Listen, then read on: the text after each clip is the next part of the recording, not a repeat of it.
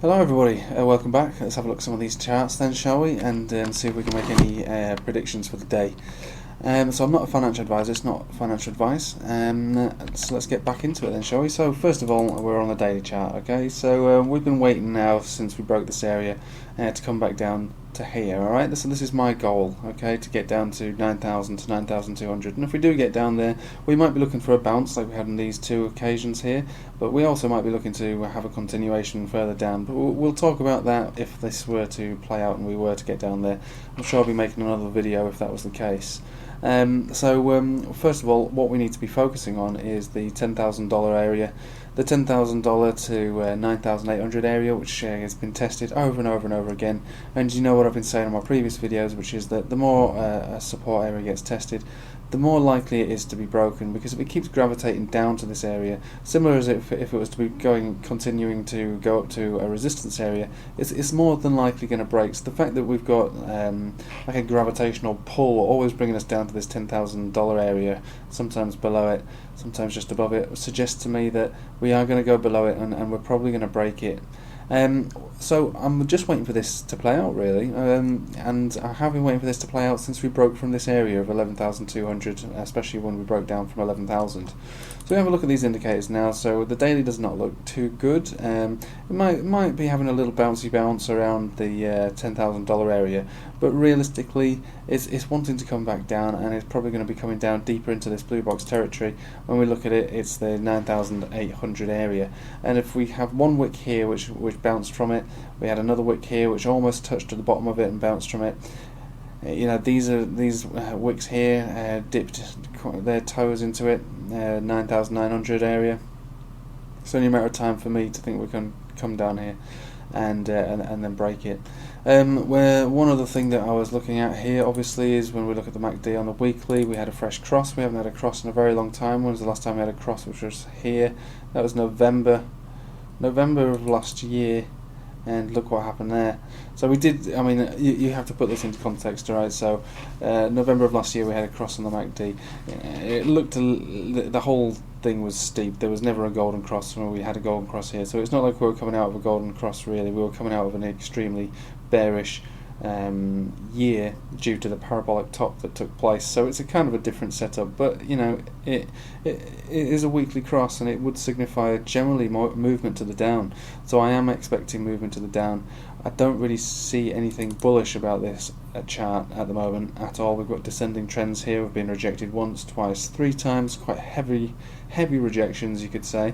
We're coming down constantly now to test this $10,000 area. We've tested it once, two, three times, and I do expect us to break it on this next occasion. If not now, some point this week, it's probably going to break. It could happen any minute, really. We're coming back down pretty much. You could call that as a 10,000. $71 is a rounding off figure to me. We're testing it, really. So where does this leave the rest of our coins? Well, we'll move on to Matic shortly. I just wanted to show you this, which is another video I made a few days ago, actually, about the impending doom of the crypto market. So this is everything excluding Bitcoin, okay? So there's the entire crypto market cap, excluding Bitcoin on TradingView, right? So when we look at this, what do we see? We see a daily chart, we see a death cross, we see a bearish momentum, which you don't need me to tell you that alts have been bearish, and this chart here includes every single altcoin that there ever is, including the crappiest of the crap and the best of the best. So I think we can all agree that there's more crap coins out there than good ones, and that's been pulling this down. We've also got Bitcoin dominance. Probably, I haven't looked at it today, but I imagine it's still 68, maybe 68.5%, which is pretty high. Bitcoin dominance needs to come down anyway, otherwise this chart will continue to look like this. But anyway, a death cross is a death cross. We've just received a death cross. When was the last time we had a death cross? Oh dear, here. But again, this is bringing us back to a very bearish trend. But again, death cross here, we had an enormous fall. I don't expect to see anything of this size, but I do expect to see continuation of this move as a result of this. I mean, a death cross on the daily is never good. Doesn't matter which way you look at it, it's never going to be good. It's never going to have a good outcome. Okay, so this, like I say, it includes all altcoins. Now, are there going to be altcoins that pump during this time? Of course there is. There's always altcoins that pump for all kinds of reasons, but generally, the market cap is looking like it's going to lose. Well, it could lose up to 30 or more % of its value, and that's across the board. And when the market goes down, generally all coins will go down.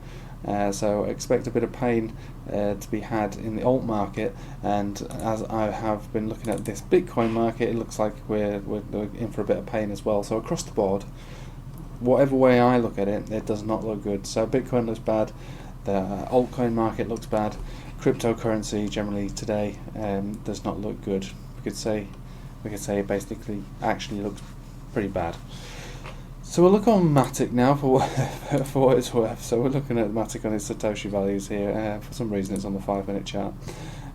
So where are we standing, and what are we looking to do? So we did have this a nice little move that we came out of, but we had this upwards trend. I don't know why the trend line's disappearing every single time, but roughly, I'll just quickly pop it in. We had an upwards trend, sort of going up and away around this area, sort of thing, and crushed us into this blue box territory, which is our resistance area, and popped us up, and actually it was too heavy for us. We couldn't make the top of it. We could call that top. I'll definitely say it's 175 Satoshis is the strongest area of resistance. I should really move this blue box up a little bit there. So that's really where we need to get up to and break above there for anything special to happen with Matic. At the moment, we broke down beneath these support areas. The first one being it didn't really act as much support, but that green 200, that green 50 EMA and the purple 50 simple. They broke down pretty easily actually, and straight through this white one here, which is our 200 exponential, and we're actually finding support on this yellow 200 simple, which is still moving up ever so slightly, but we really need to start making some moves above these areas, because if we don't see this green here, if we cross above this white, it's not going to be good for us. We will probably look at coming back down to lower levels. So 130 Satoshis is currently holding. Hopefully that will continue to hold for Matic, but if it doesn't, it's not going to look good.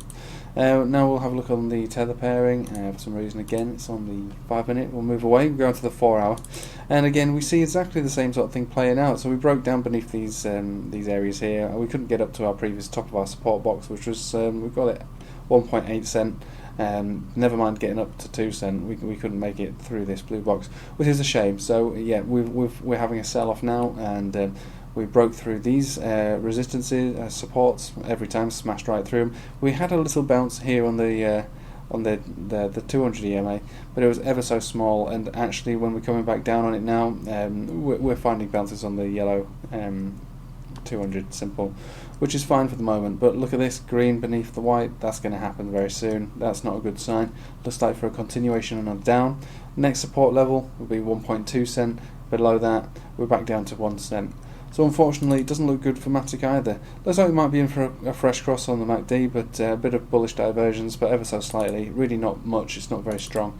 Something special needs to happen with Matic for anything to save it from its continuation down, I would say. It's not likely to be pumping for any reason. There's no reasons I can see on this chart. There's nothing on this chart to tell me it's going to go anywhere but sideways and down. And to be honest with you, if Bitcoin goes down quite heavily, which I think it will, Matic's going to come back down too. So probably might find a temporary stop at that 1.2 cent, but I honestly think it's probably going to come back down again into these lower ranges, back to where it kind of started from, which is a real shame for Matic, because it did look like it was going to do something, but I personally can't see it right now. There's nothing on this chart at all to tell me it's going to be bullish. So yeah, sorry about that. Never mind, another opportunity to accumulate, because I would probably safely say that this area here beneath 1 cent, just beneath 1 cent, would be a very strong support for it. It looks like it wanted to bottom out of this area anyway, but it could come back right down to square one, but that'd be very, very, very unfortunate and quite unlikely if it did. More than likely going to see a bounce around 1%, 1 cent, I would say, or just below. Anyway, I will leave it with you there. Thanks for watching. I hope you have a nice day and take it easy.